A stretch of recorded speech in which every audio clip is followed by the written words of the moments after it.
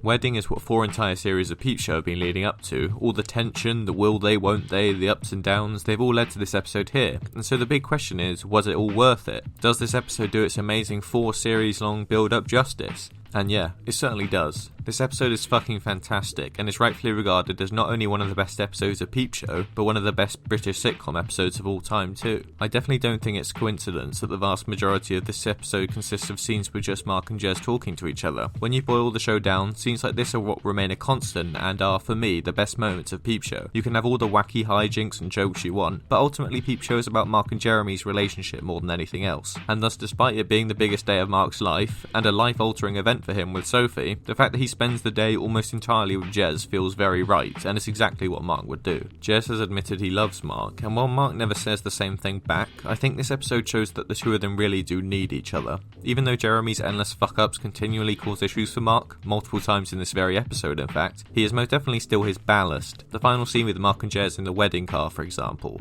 is all just so perfect. It's very easy to look at Peep Show as just a straight-up comedy, ha funny man say wacky things, the end.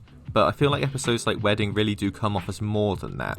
Sure, you could watch this with no knowledge of the show and still be entertained, but if you're a viewer that really gets Mark and Jez, this episode probably has a different feel. It has heart. It feels like a release of tension and emotion that we not only want because it will be funny, but also because, well, we just want Mark to finally let it all out. I guess that's the genius of this episode, and kind of Peep Show as a whole if you want, especially this series, Series 4. There's just so many different layers to it, and you can take as much or as little of each element as you want. This can be a funny wedding comedy, it can be a drama, it can be a bleak look at marriage, it can be a black comedy, it has slapstick moments. You can make of it what you want, and to be honest, that's probably the reason why I like both watching the show and talking about the show as much as I do. To me, it's much more than a standard comedy.